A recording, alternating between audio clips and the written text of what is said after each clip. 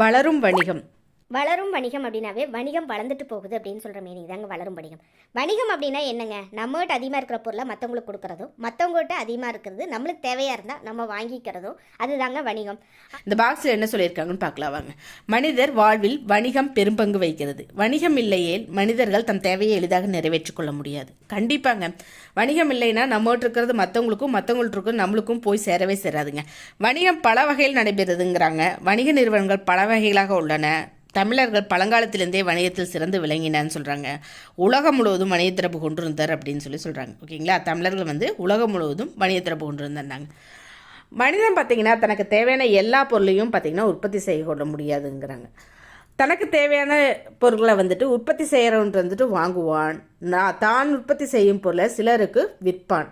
இவ்வாறு ஒரு பொருளை பிறரிடமிருந்து வாங்குவதும் பிறருக்கு விற்பதும் தான் வணிகம் அப்படின்னு சொல்கிறாங்க. ஒரு பொருளை பிறர்கிட்டருந்து நம்ம வாங்குறதும் பிறருக்கு விற்பதும் தான் வணிகம்னு சொல்கிறாங்க. இப்போது நம்ம பொருளை விற்கிறோம் அப்படின்னா நம்ம வணிகருங்க. யார் வாங்குறாங்களோ அவங்க நுகர்வோர் அப்படின்னு சொல்கிறாங்க. ஓகேங்களா, பொருளை விற்கிறவங்க வணிகர், வாங்குபவர் நுகர்வோர் அப்படின்னு சொல்கிறாங்க. அடுத்தது பார்த்திங்கன்னா பண்டமாற்று வணிகம். பண்டமாற்று வணிகம்னா ஆல்ரெடி சொன்னாங்க. இப்போ எங்கிட்ட அதிகமாக இருக்கிற பொருளை மற்றவங்ககிட்ட கொடுக்குறதோ, மற்றவங்ககிட்ட அதிகமாக இருக்கிற பொருளை நான் வாங்கிக்கிறது, எந்த பணமும் இல்லாமல் நம்மகிட்ட அதிகமாக இருக்கிறத மாற்றிக்கிறதாங்க பண்டமாற்று வணிகம். நம்மிடம் கூடுதல், அதை என்ன சொல்லியிருக்காங்க பாருங்கள், நம்மிடம் கூடுதலாக இருக்கும் பொருட்களை கொடுத்து நமக்கு தேவையான பொருட்களை பெற்றுக்கொள்வது பண்டமாற்று வணிகம் அப்படின்னு சொல்கிறாங்க. ஓகேங்களா, நம்மகிட்ட எது கூடுதலாக இருக்குதோ அதை கொடுத்துட்டு நமக்கு தேவையான பொருளை பற்றுக்கொள்ளதான் பண்டமாட்டு வணிகம். பண்டமாட்டு வணிகத்துக்கு பாரதியார் ஒரு பாடலில் சொல்லியிருப்பாங்கங்க.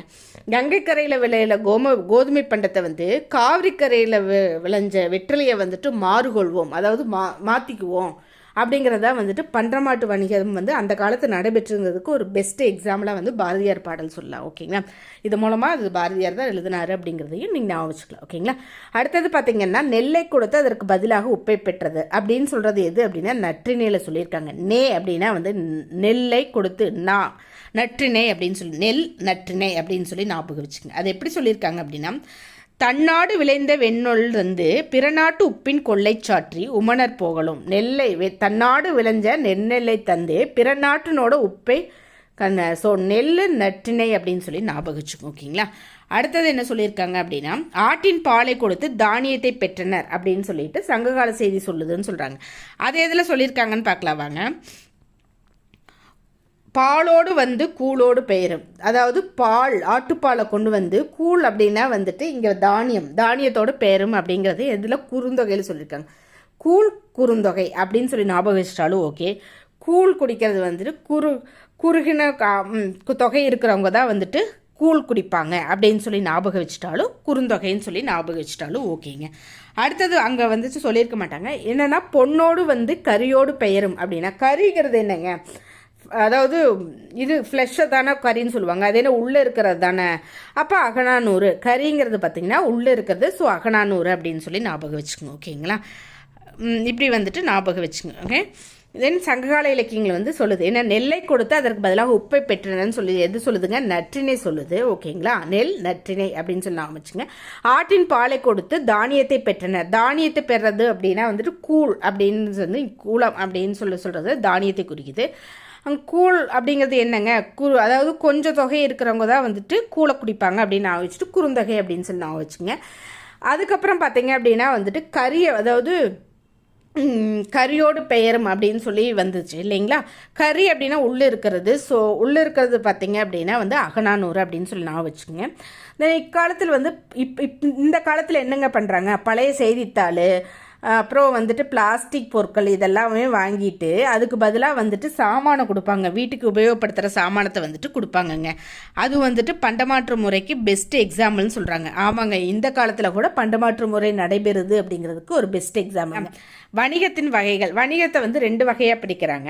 என்னென்னா தரைவழி வணிகம், நீர்வழி வணிகம் அப்படின்னு சொல்லி 2 வகையாக பிரிக்கிறாங்க. ஓகேங்களா, வணிகம் தரைவழி வணிகம், நீர்வழி வணிகம் அப்படின்னு சொல்கிறாங்க. தரைவழி வணிகம் அப்படின்னா எதை கொண்டு தரைவழி வணிகம் பண்ணியிருக்காங்க அப்படின்னா, எருது குதிரை கழுதை இதெல்லாம் போன்ற விலங்குகளை வண்டிகளும் பயன்படுத்தி பண்ணியிருக்கிறாங்க. ஓகேங்களா, இப்போ பார்த்தீங்க அப்படின்னா வணிகர்கள் பார்த்தீங்கன்னா வண்டிகளில் பொருட்களை ஏற்றி செல்லும்போது தனியாக போக மாட்டாங்க, குழுவாக தான் போவாங்கன்னு சொல்கிறாங்க. அவங்க வந்துட்டு வணிகர்கள் வந்துட்டு பொருளை வந்து வெளியூருக்கு ஏற்று சொல்லும்போது குழுவாக தான் போவாங்க. அந்த குழுவை என்ன சொல்கிறாங்கன்னா வணிகச்சாத்து அப்படின்னு சொல்கிறாங்க. ஓகேங்களா, அந்த குழுவுக்கு என்ன பேருங்க? வணிகச்சாத்து அப்படிங்கிற பேருங்க. ஓகேங்களா, கடல் வழியாக கப்பல் மூலமும் பொருட்களை, அதாவது இது வரைக்கும் சொன்னது பார்த்தீங்கன்னா தரைவழி வணிகம் பற்றி சொல்லியிருக்காங்க. ஓகேங்களா, விலங்குகள் எருது கழுதை குதிரை அப்படிங்கிற விலங்குகள் எல்லாம் வந்துட்டு வண்டிகளும் பயன்படுத்தினாங்க. வண்டிகள் மூலமாக வந்துட்டு வெளியூருக்கு போகும்போது தனியாக போக மாட்டாங்க, குழுவாக தான் போவாங்க. அந்த குழுவுக்கு வணிகச்சாத்து அப்படின்னு சொல்லி பேருங்க.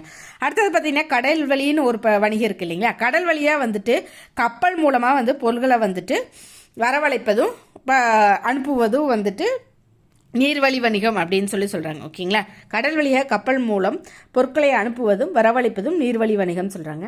கப்பல்கள் வந்து போகும் இடத்துக்கு பேர் என்ன சொல்கிறாங்க அப்படின்னா துறைமுகம் சொல்லி சொல்கிறாங்க. ஓகேங்களா, அந்த காலத்து சேர சோழ பாண்டியர் மன்னர் சேரர்கள் பார்த்தீங்க அப்படின்னா வந்துட்டு தொண்டி முசிறி, சோழர்கள் பார்த்தீங்கன்னா காவிரி பூம்பட்டினம், பாண்டியர்கள் பார்த்தீங்க அப்படின்னா கொற்கை அப்படின்னு சொல்லிட்டு துறைமுகம் எல்லாம் இருந்துச்சுன்னு சொல்லி பார்த்தோம் இல்லைங்களா.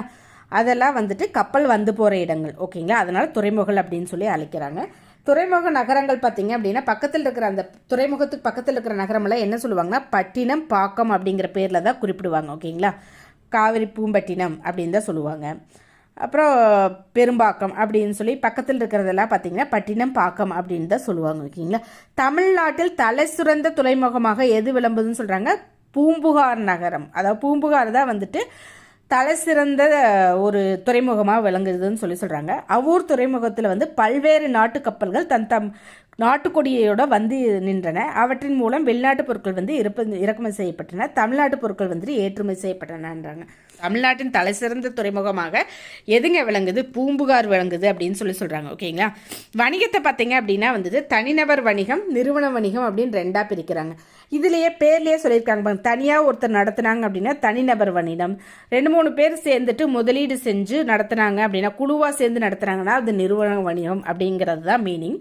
இப்போ என்ன சொல்லியிருக்காங்க, தனிநபரால் உருவாக்கப்பட்டு நடத்தப்படும் வணிகம் தனிநபர் வணிகம், ஒன்றுக்கு மேற்பட்டவர் இணைந்து முதலீடு செய்து நடத்துவது நிறுவன வணிகம் அப்படின்னு சொல்லி சொல்கிறாங்க. ஓகேங்களா, சிறு வணிகம் அப்படின்னா என்னென்ன அப்படின்னா அன்றாட தேவைகளுக்கு வந்துட்டு அவங்க வந்து சிறிய முதலீடு போட்டு கொஞ்சமாக அமௌண்ட்டு போட்டு வாங்கிட்டு வந்து யார் கடைநிலையாக வந்துட்டு அந்த பொருளை யூஸ் பண்ணுறாங்களோ அவங்களுக்கு டைரெக்டாக விற்கிறவங்க தான் வந்துட்டு சிறு வணிகர் அப்படின்னு சொல்லி சொல்கிறாங்க. ஓகேங்களா, அது என்ன சொல்லியிருக்காங்கன்னா நம்ம அன்றாட தேவைகளான பால், கீரை, காய்கறிகள் இது எல்லாத்தையுமே வந்துட்டு விற்பனை செய்வர்கள் தான் வந்துட்டு சிறு வணிகர்கள் அப்படின்னு சொல்லி சொல்கிறாங்க. ஓகேங்களா, அன்றாட தேவையான பால், கீரை, காய்கறிகள் ஆகியவற்றை விற்பனை செய்கிறத சிறு வணிகர்கள்.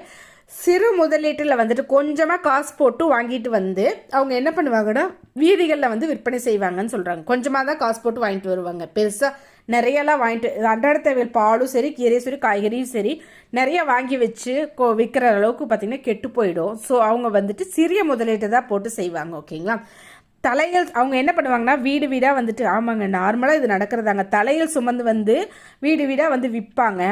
அப்புறம் பார்த்திங்கன்னா ஒரு இடத்துல தரைக்கடை மாதிரி வந்துட்டு கீழே போட்டு ஒரு இது மாதிரி ஒரு விரிப்பு மாதிரி போட்டு அது மேலே காய்கறி எல்லாம் வச்சு விற்பாங்க. தென் தள்ளுவண்டி மாதிரி வச்சுட்டு அதில் காய்கறி மாதிரி விற்பாங்க. இப்படி முறையில் தான் வந்துட்டு சிறுவணிகம் நடைபெறுதுன்னு சொல்கிறாங்க. ஓகேங்களா, இப்படி தான் சிறுவணிகம் வந்து செய்கிறாங்க. சிறுவணிகம் செய்வாங்கன்னா கடைநிலையில் அந்த ஒரு பால் விற்கிறாங்கன்னா அந்த பால் யூஸ் பண்ணுறவங்கள்ட்ட டைரெக்டாக விற்கிறவங்க தான் வந்துட்டு சிறுவணிகர்கள். இடையில வந்து எந்த ஒரு டீலர்ஸ் அது அப்படி யாருமே இன்வால்வ் ஆகாமல் யார் யூஸ் பண்ணுறாங்களோ அவங்களுக்கு டைரெக்டாக கொடுக்குறவங்க தான் வந்துட்டு சிறு வணிகர்கள்னு சொல்லி சொல்கிறாங்க. ஸோ வணிகர்கள் பார்த்திங்கன்னா நுகர்வோரிடம் நேரடி தொடர்பு இருக்குன்னு சொல்லி சொல்கிறாங்க. ஓகேங்களா, நுகர்வோரிடம் சிறு வணிகர்கள் வந்து நேரடி தொடர்பு இருக்குன்னு சொல்லி சொல்கிறாங்க. பெருவணிகம் அப்படின்னா என்னென்னா பெருந்தொகையை முதலீடு செய்து பொருட்களை பெரிய அளவில் திரட்டி விற்பனை செய்வது வந்து பெருவணிகம் சொல்கிறாங்க. ஓகேங்களா, அதாவது கொஞ்சமான அமௌண்ட்டு போட்டு வணிகம் செய்கிறவங்க வந்து சிறு வணிகர்கள், பெரிய அமௌண்ட்டு போட்டு பொருட்களை வந்துட்டு நிறைய திரட்டி வச்சு விற்பனை செய்கிறவங்க வந்து பெரிய வணிகர் அப்படின்றாங்க. அவங்க என்ன பண்ணுவாங்க அப்படின்னா பொருள் உற்பத்தி செய்கிற இடத்துல போயிட்டு நிறையா பொருளை வாங்கிட்டு வந்து வச்சு அதை வந்துட்டு சிறு வணிகர் மூலமாக வந்து விற்பனை செய்வாங்கன்னு சொல்லி சொல்கிறாங்க. ஓகேங்களா, அதாவது பெருவணிகர்கள் பொருள் உற்பத்தி செய்யும் இடத்திலிருந்து மொத்தமாக கொள்முதல் செய்வர், அவற்றை வந்து சிறு வணிகர்களுக்கு விற்பனை செய்வர். அவங்க சிறு வணிகர்கள் பார்த்தீங்க அப்படின்னா நுகர்வோருக்கு வந்துட்டு விற்பனை செய்வாங்கன்னு சொல்கிறாங்க. ஸோ பெருவணிகர்களுக்கும் நுகர்வோருக்கும் நேரடி தொடர்பு இருப்பது ரொம்ப கம்மின்னு சொல்கிறாங்க, ரொம்ப அரிதுன்னு சொல்கிறாங்க. இருக்கும் ஆனால் ரொம்ப அரிதானது அப்படின்னு சொல்கிறாங்க. ஓகேங்களா. ஏற்றுமதியும் இறக்குமதியும். ஏற்றுமதினா என்ன, இறக்குமதினா என்ன அப்படின்னு சொல்கிறாங்க. ஏற்றுமதி அப்படின்னா என்னங்க, மற்றவங்களுக்கு தேவையானதை நம்ம நாட்டிலிருந்து ஏற்றுமதி செஞ்சு, அதாவது ஏற்றி விட்டுட்டு பண்ணுறதா ஏற்றுமதி. இறக்குமதி என்னன்னா மற்றவங்க கொண்டு வர பொருளை நம்மளுக்கு தேவைன்றதுனால இறக்கி வச்சு நம்ம யூஸ் பண்ணுறதுனால இறக்குமதி. அதை தாங்க சொல்லுவாங்க.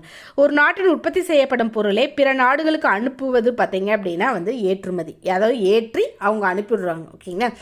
பிற நாடுகளில் இருந்து பொருள்களை வாங்குவது இறக்குமதி. வந்த பொருளை இறக்கி நம்ம யூஸ் பண்ணுவோம். ஸோ இறக்குமதி. ஓகேங்களா. பழங்காலத்தில் தமிழ்நாட்டில் இருந்து அதாவது இது என்னென்ன பொருள்னு சொல்லி நான் வச்சுக்கிறதுக்கு என்னென்னா, முருகன் கோயில் நான் வச்சுக்கோங்க, சந்தனக்கட்டை இருக்கும். அது தேக்கில் தான் இருக்கும். அந்த சந்தனக்கட்டை பார்த்திங்கன்னா, அந்த கட்டை பார்த்திங்கன்னா தேக்கில் இது பண்ணியிருப்பாங்க. அதை இது பண்ணும்போது பார்த்திங்கன்னா சந்தனம் வரும். ஸோ தேக்கு சந்தனம் 2 கவர் ஆயிடுச்சுங்களா. அடுத்தது பார்த்திங்கன்னா முருகனில் பார்த்தா மயில் இருக்கும். மயில் தோகை நான் போயிடுச்சுங்களா. அடுத்து பிரசாதமாக என்ன கொடுப்பாங்க, வெண்பொங்கல் கொடுப்பாங்க. அந்த வெண்பொங்கல் என்ன யூஸ் பண்ணுவாங்க, அரிசி போடுவாங்க, இஞ்சி போடுவாங்க, மிளகு போடுவாங்க. ஓகேங்களா. இது எல்லாமே பார்த்திங்கன்னா முருங்கோயிலில் யூஸ் பண்ணுற ஒரு இதுங்க. அதை ஏற்றுமதி செய்கிறாங்கன்னு சொல்கிறாங்க. ஓகேங்களா. சீனத்திலிருந்து என்னத்தை இறக்குமதி செஞ்சுருக்காங்க, கண்ணாடி, கற்பூரம், பட்டு. அது 3ஐயும் பார்த்திங்கன்னா இறக்குமதி செஞ்சுருக்காங்க. கண்ணாடி, கற்பூரம், பட்டு, அந்த 3ஐயும் இறக்குமதி செஞ்சுருக்காங்க. அரேபியாவிலிருந்து குதிரைகள் வாங்கப்பட்டனங்க. என்னங்க, அரேபியாவிலிருந்து குதிரைகள் வாங்கப்பட்டது அப்படின்னு சொல்கிறாங்க. வணிகத்தின் நேர்மை. வணிகத்தின் நேர்மை பார்த்தீங்க அப்படின்னா 2 பேர் தான் வணிகத்தின் நேர்மை பற்றி சொல்லியிருக்காங்க. ஒருத்தங்க திருவள்ளுவர், இன்னொருத்தங்க பட்டினப்பாலை. அப்படிங்கிறது பட்டினப்பாலை உருத்திரகண்டனார் இது பண்ணியிருப்பார், எழுதியிருப்பார். தென் அவங்க 2 பேர் தான் வணிகத்தோட நேர்மையை பற்றி சொல்லியிருக்காங்கன்னு சொல்லி இதில் கொடுத்துருக்குறாங்க. ஓகேங்களா. தென் அந்த வணிகத்தோட நேர்மை பற்றி எங்கே வந்தாலும் பட்டினப்பாளையோ திருக்குறளோ தான் இருக்கும். பாருங்கள்.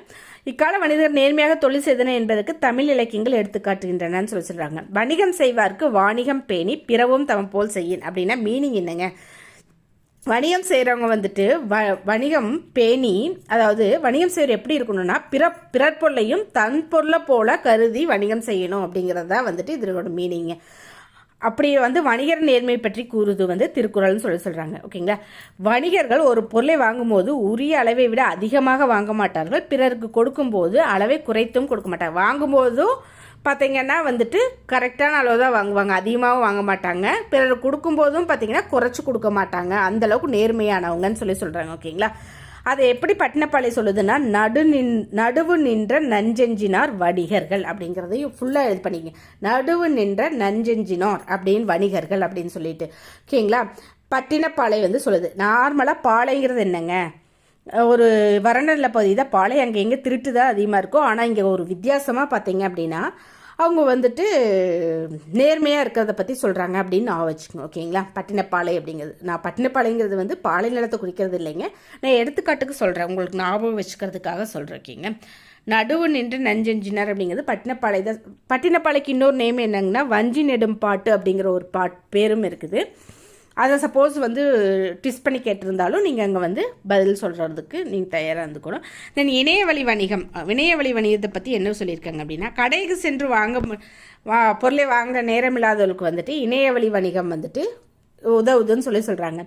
இணையதளம் மூலம் பொருட்களை விற்பனை செய்யும் நிறுவனங்கள் பல உள்ளன. அமேசான் இருக்குதுங்க, ஃப்ளிப்கார்ட் இருக்குதுங்க, இப்போ மீஷோ இருக்குது. அதுபோக நிறைய இப்போ பொட்டிக்ஸ் எல்லாம் ஆரம்பிச்சிட்டாங்க. நிறைய இருக்குது இணையவழி மூலமாக வணிகம் செய்கிறதுக்குன்னு சொல்கிறாங்க. இவற்றின் இணையதள பக்கத்தில் நமக்கு தேவையான பொருட்கள் பற்றிய விவரங்கள் இருக்கும். அது பொருட்களினோட தரம், விலை, சிறப்பு ஆகியவற்றை பிற நிறுவனங்களோடு ஒப்பிட்டு பார்க்கலாம். நமக்கு பிடித்த பொருட்களை நம் வீட்டுக்கே வர வைக்கலாம். ஓகேங்களா. பொருளை பெற்றுக்கொண்ட பிறகே பார்த்தீங்கன்னா பணம் செலுத்தலாம். கேஷ் ஆன் டெலிவரி பற்றி சொல்கிறாங்க. பெற்றுக்கொண்ட பிறவே பணம் செலுத்தலாம். அல்லது பார்த்தீங்கன்னா மின்னணு பணம் பெறமாற்று மூலம், அதாவது கார்ட்ஸ் மூலமாக யூஸ் பண்ணி டெபிட் கார்டு, கூகுள் பே அதெல்லாம் யூஸ் பண்ணுறதுலாம் மின்னணு பரிமாற்றம் மூலமாகவும் பரிமாற்றம் மூலமாகவும் பணத்தை செலுத்தலாம் அப்படின்னு சொல்கிறாங்க. ஓகேங்களா. வணிகம் பண்டமாற்று முறையாக தொடங்கியது. ஆரம்பத்தில் சொன்னதாங்க, வணிகம் பண்டமாற்று முறையாக சொன்னது, பணத்தை பயன்படுத்தும் முறையாக வளர்ந்தது, இப்போது மின்னணு பரிமாற்றம் செய்வதற்கு உழந்தது. அதனால் வளரும் வணிகம் அப்படிங்கிற பேர் இதுக்கு சூட்டு தாங்க. ஓகேங்களா. அடுத்தது பார்த்தீங்க அப்படின்னா வணிகர்கள் பார்த்தீங்க அப்படின்னா வணிகர்களோட நேர்மையை பற்றி 2 தான் சொல்லுதுன்னு சொன்னோம். ஒன்று பட்டினப்பாலை, இன்னொன்று திருக்குறள். பட்டினப்பாலை நடுநின்ற நடுநெஞ்சினர் அப்படின்னு சொல்லி வணிகம் அப்படிங்கிற ஒரு வேர்டு. அடுத்தது பார்த்திங்கன்னா கொள்வதும் மிகைக்கொள்ளாது, அதாவது வாங்குறதும் வந்துட்டு அதிகமாக வாங்க மாட்டாங்க, கொடுக்கறதும் குறைக்க மாட்டாங்க அப்படின்னு சொல்கிறது எதுங்க? பட்டினப்பாலை தான் சொல்லுது. ஸோ பாலை நாம் என்ன சொன்னாங்க ஆல்ரெடி, பாலைனா வந்துட்டு நார்மலாக என்னென்னாங்க வறண்ட நிலப்பகுதி, ஸோ உங்கள் திருடங்க தான் இருக்குது. ஆனால் இங்கே ஒரு டிஃப்ரெண்ட்டாக வந்து என்ன நடக்குதுன்னா வந்துட்டு வணிகம் வந்துட்டு நீட்டாக நடக்குது, நேர்மையாக நடக்குதுங்கிறது. அடுத்தது சமன் செய்து சீர்தூக்கின் கோல் போல் அமைந்தொரு பால் கோடாமை சான்றோர் கனி, அதாவது துலாக்கோல் எப்படி சமமாக இருக்குதோ அது போல் சான்றோர்கள் வந்துட்டு நடு நின்றதாக இருக்கணும், ஒரு பக்கம் சாயாமல் இருக்கணும், அதுதான் வந்துட்டு அவங்களுக்கு வந்துட்டு அழகு அப்படின்னு சொல்கிறாங்க. ஓகே, அதுதான் மீனிங் இதில். அடுத்தது பார்த்திங்கன்னா சரியான விடையை தேர்ந்தெடுத்துழுதுங்க. வீட்டு பயன்பாட்டிற்காக பொருள் வழங்குபவர் பார்த்திங்க அப்படின்னா, வீட்டு பயன்பாட்டிற்காக பொருள் வாங்குபவர் பார்த்திங்கன்னா நுகர்வோர், பொருள் வாங்குபவர் நுகர்வோர். வணிகம் கூட்டல் சாத்து என்பதை சேர்த்தெழுத கிடைக்கும் சொல் வணிகச்சாத்து. வணிகச்சாத்துங்கன்னா என்னங்க? குழுவாக போய் வணிகர்கள் வந்துட்டு இது செய்வாங்க, வணிகம் செய்வாங்க, அந்த குழுவுக்கு பேர் தான் வணிகச்சாத்து. பண்டம் கூட்டல் மாற்று என்பதை சேர்த்தெழுத கிடைக்கும் சொல் பண்டமாற்று. பண்டமாற்று. மின்னணு என்னும் சொல்லை பிரித்தெழுத கிடைப்பது மின் கூட்டல் அணு. விரிவடைந்த என்னும் சொல்லை பிரித்தெழுத கிடைப்பது விரிவு கூட்டல் அடைந்த.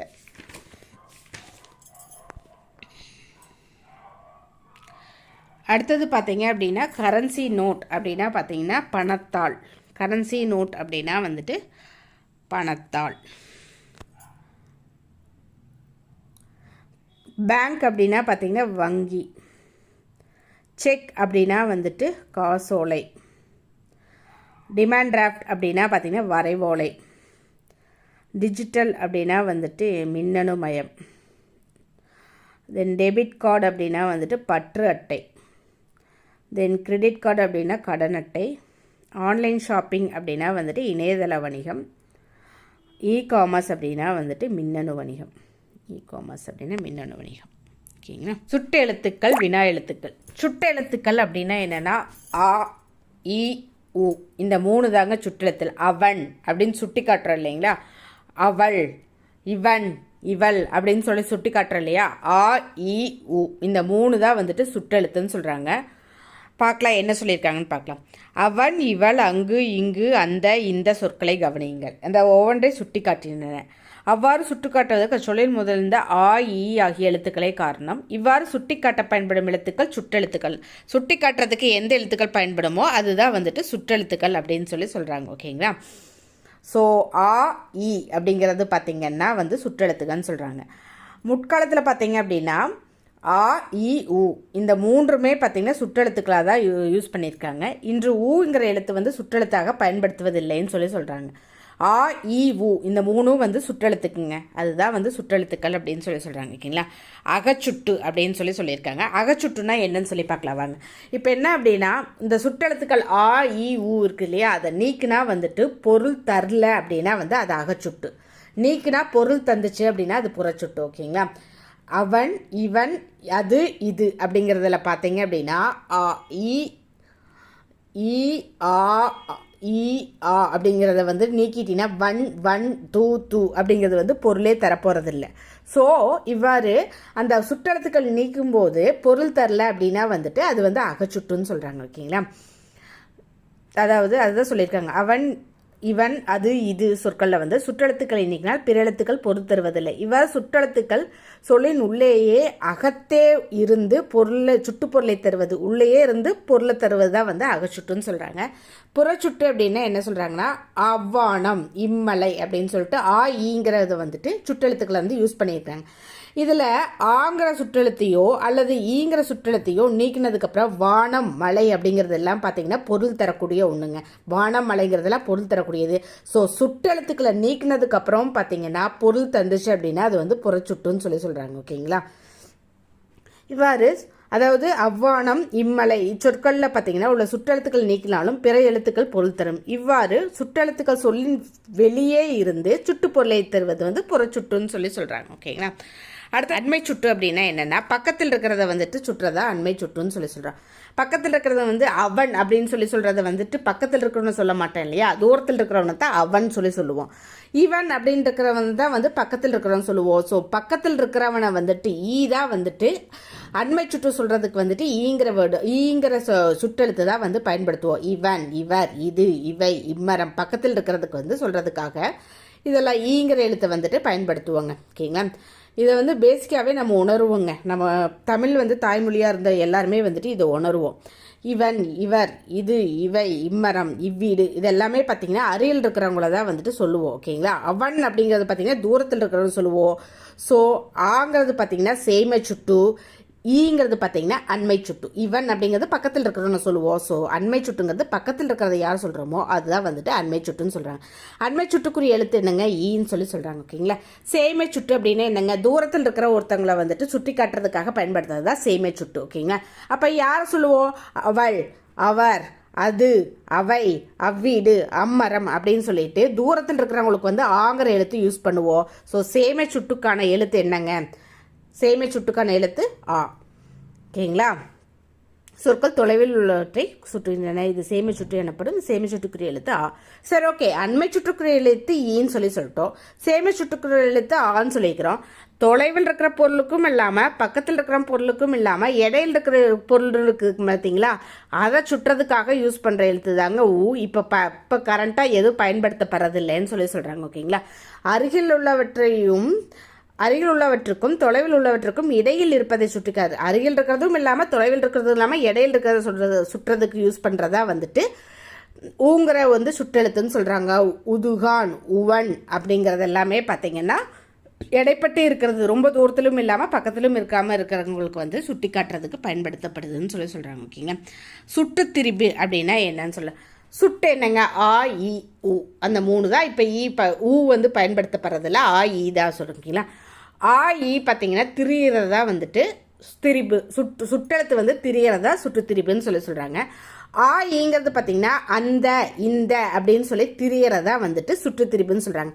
அம்மரம், அவ்வீடு ஆகியவை வந்து புறச்சுட்டுகள்னு சொல்கிறோம். ஓகேங்களா, ஆமாங்க, புறச்சுட்டு. ஆ, ஈங்கிறத வந்துட்டு நீக்கிட்டோம்னா என்னங்க, மரம், வீடுங்கிறது பொருள் தரும் இல்லையா, அது புறச்சுட்டு இருக்கீங்களா. அந்த வந்து இச்சொற்கள் வந்துட்டு அந்த மரம், இந்த வீடு அப்படின்னு சொல்லி வழங்குறோம். இப்போ நாம் இப்போ வந்துட்டு அந்த மரம், இந்த வீடுன்னு சொல்கிறோம்.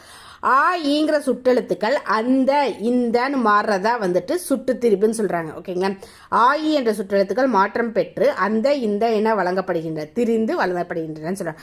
இவ்வாறு ஆ, ஈ என்ற சுட்டெழுத்துக்கள் அந்த, இந்த என்று திரிந்து சுட்டுப்பொருளை தருவது சுட்டு திரிபுன்னு சொல்கிறாங்க. ஓகேங்களா, ஸோ திரிஞ்சு பொருள் தருவது பார்த்திங்கன்னா சுட்டு திரிபுன்னு சொல்கிறாங்க. அடுத்தது பார்த்திங்கன்னா வினா எழுத்துக்கள். வினா எழுத்துக்கள் பார்த்திங்க அப்படின்னா வந்துட்டு வினா எழுத்துக்கள் என்னென்ன அப்படின்னா யா, ஏ அப்படின்னு சொல்லியிருக்காங்க. ஏ அப்படின்னா வந்துட்டு என்ன அப்படின்னு சொல்கிறதுக்கு யூஸ் பண்ணுவோமா, ஏ. யா பார்த்திங்கன்னா யார் அப்படின்னு சொல்கிறதுக்கு யூஸ் பண்ணுவோமா. ஆ பார்த்திங்கன்னா அவனா அப்படின்னு சொல்லி யூஸ் பண்ணுவோமா. ஓ பார்த்திங்கன்னா அவனோ அப்படின்னு சொல்லி யூஸ் பண்ணுவோமா. ஏ பார்த்தீங்க அப்படின்னா ஏன் அப்படின்னு சொல்லுவோமா.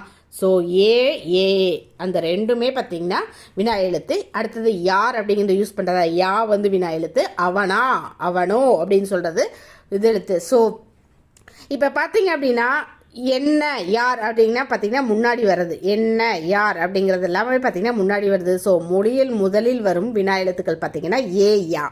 ஓகேங்களா, மொழி முதல்னா என்னங்க, பந்துன்னு சொன்னால் பா முன்னாடி வருது இல்லையா, அதுதான் மொழி முதல்னு சொன்னோம்ல. அந்த மாதிரி ஏ அப்படி என்னங்கிறதுல வந்து ஏ வந்து முன்னாடி வருது, யாருங்கிறதுல பார்த்தீங்கன்னா முன்னாடி யா வருது. ஸோ மொழி முதல் எழுத்தாக வர்றதுனால பார்த்தீங்கன்னா ஏ, யாங்கிறது பார்த்தீங்கன்னா மொழி முதலில் வருபவை. ஓகேங்க, அடுத்தது பார்த்தீங்கன்னா மொழியின் இறுதியில் வருபவைனா கடைசியில் எந்த எழுத்து வருது அப்படின்னு சொல்லி கேட்குறாங்க. பேசலாமா, அவங்களே இதுக்கு எடுத்துருக்க, பேசலாமா அப்படிங்கிறது ஆவோடது. ஓ, தெரியுமோ அப்படிங்கிறது பார்த்தீங்கன்னா ஓவோடது. ஓகேங்களா, அப்போது மொழியினோட இறுதியில் பார்த்தீங்கன்னா ஆவும் ஓவும் வருது பார்த்தீங்க அப்படின்னா மொழியினோட இறுதியில் வருதுன்னு சொல்கிறாங்க. ஓகேங்களா, ஏ இருக்குது இல்லைங்களா, அதாவது ஏவோட நெடில் வடிவம் ஏ இருக்குது இல்லைங்களா. ஏ பார்த்தீங்கன்னா ஏன் அப்படின்னு சொல்லுவோம் இல்லையா, அது முன்னாடி வருது. நீதானோ அப்படின்னு சொல்லி கேட்குறோம் இல்லைங்களா, அது பின்னாடி வருது. ஸோ மொழியினோட முதலையும் வருது, பின்னாடியும் வருது. அதனால் வந்துட்டு இது வந்துட்டு மொழி முதல்லையும் வரும், இறுதியிலும் வருதுன்னு சொல்கிறாங்க. இப்போ அகவினான என்னன்னு சொல்கிறாங்க. அதாவது யார் என்ன அப்படின்னு சொல்லி இருக்குதுன்னு வச்சுக்கோங்க. யார் என்ன அப்படின்னு சொல்லி இருக்குதுன்னு வச்சுக்கோங்க. ஏவையும் யாவும் பார்த்தீங்கன்னா வினா எழுத்துன்னு சொல்லியிருக்கிறோம். அதை நீக்கிட்டோம் அப்படின்னா வச்சுக்கோங்க, பொருள் மற்றது பொருளே தராது. ஓகேங்க. இச்சொற்களில் வினா எழுத்துக்களை நீக்கினால் பிற எழுத்துக்கள் பொருள் இல்லை. இவ்வாறு வினா எழுத்துக்கள் சொல்லின் அகத்தே இருந்து வினா பொருளை தருவது அகவினான்னு சொல்கிறாங்க. ஓகேங்களா. அதாவது அந்த வினா எழுத்துக்களை நீக்கினா பொருள் தராமல் இருந்துச்சுன்னா அது அகவினா. ஓகேங்களா. இப்போ புறவினானா என்னங்க, அதாவது வினா எழுத்துக்களை நீக்கினாலும் பொருள் தரக்கூடியதாக வந்துட்டு புறவினா. ஆ ஓ அப்படிங்கிறத பார்த்தீங்க அப்படின்னா நீக்கினாலும் பார்த்தீங்கன்னா பொருள் தரும். அவனா வருவானோ அப்படின்னு சொல்லி பார்த்தீங்கன்னா அந்த ஆ ஓ பார்த்தீங்கன்னா அவன் அப்படின்னு சொல்லி வரும், வருவான் அப்படின்னு சொல்லி வரும். ஸோ இந்த ரெண்டுமே அவன் வருவான் அப்படிங்கிறது ரெண்டுமே பொருள் தரக்கூடியது. ஸோ நீக்கினாலும் பொருள் தரக்கூடியது. ஸோ அதனால் இது புறவினான்னு சொல்லி சொல்கிறாங்க. ஓகேங்களா. இவ்வாறு வினா எழுத்துக்கள் சொல்லின் புறத்தே வந்து வினா பொருளை தருவது பார்த்தீங்க அப்படின்னா புறவினான்னு சொல்லி சொல்லுவாங்க. ஓகேங்களா. இதனாலும் பிற எழுத்துக்கள். அடுத்தது பார்த்தீங்கன்னா சரியான விடையை தேர்ந்தெடுத்து எழுதுக. என் வீடு அங்கே உள்ளது, தம்பி இங்கே வா, நீர் எங்கே தேங்கி இருக்கிறது, யார் அவர் தெரியுமா, உன் வீடு எங்கே அமைந்துள்ளது அப்படின்னு சொல்லி. நானிலம் படைத்த பாடலை எழுதியவர் யாருங்க, முடியரசன். அதாவது முடியரசனோட பாடல் தான் எப்படி கண்டுபிடிப்போம், ஒவ்வொரு லைன்லேயும் பார்த்தீங்க அப்படின்னா ஒவ்வொன்றும் பார்த்தீங்கன்னா மனிதனை பெருமைப்படுத்துகிற மாதிரி இருக்கும். இன்னொன்று பார்த்தீங்கன்னா வணிகத்தை வந்துட்டு அதில் களமேறி பார்த்தீங்கன்னா மிளகு அதெல்லாம் வந்துட்டு களமேறி கொண்டு வந்தான், அவன் வந்து இவ்வளோ விஷயங்களை செஞ்சவன், சான்றோர் செஞ்சதை வந்து செய்ய மாட்டான் அப்படின்னு சொல்லி பெருமைப்படுத்துகிற மாதிரி, மனிதனை பெருமைப்படுத்துகிற மாதிரி சொல்கிற ஒவ்வொரு வேடும் வந்துருதுன்னா அது வந்து முடியரசனோட பாடலான்னு ஒரு தரம் யோசிங்க. ஓகேங்களா. முடியரசனோட பாடலும் கண்டுபிடிக்கிறது எழுதியவர் யார், முடியரசன். சுட்டிக்காட்ட பயன்படுவது சுட்டெழுத்து எனப்படும். காடும் காடு சார்ந்த இடமும் பார்த்தீங்கன்னா முல்லை. தோட்டத்தை சுற்றி வேலி அமைக்க வேண்டும். அரேபியாவிலிருந்து இறக்குமதி செய்யப்பட்டது குதிரை தாங்க, அரேபியாவிலிருந்து ரசிப்பட்டது. ஒரு பொருளை கொடுத்து வேறொரு பொருளை பெறுமுறை பண்டமாற்று. மீனவருக்கு மேகம் என்னவா இருந்துச்சு, குடை போன்றதுங்க. உடலுக்கு போர்வையாக அமைவது பனி இருந்தால் தானங்க போர்வை போர்த்துவோன்னு சொல்லியிருந்தோம். ஓகேங்க. அடுத்தது பார்த்தீங்க அப்படின்னா கலைச்சொற்கள் அறிவோம். கலைச்சொற்கள் பார்த்தீங்கன்னா பண்டம் அப்படின்னா வந்துட்டு காமடிட்டி, பண்டம் அப்படின்னா காமடிட்டி. பயணப்படகுகள் ஃபெர்ரிஸ், பயணப்படுகள் அப்படின்னா ஃபெர்ரிஸ். பாரம்பரியம் அப்படின்னா ஹெரிட்டேஜ். நுகர்வோர் அப்படின்னா கன்சியூமர். கடற்பயணம் அப்படின்னா வாயேஜ். தொழில் முனைவர் அப்படின்னா என்டர்பிரனர். கலப்படம் அப்படின்னா வந்துட்டு அடல்ட்ரேஷன் அண்ட் வணிகம் அப்படின்னா மெர்ச்சன்ட். ஓகேங்களா.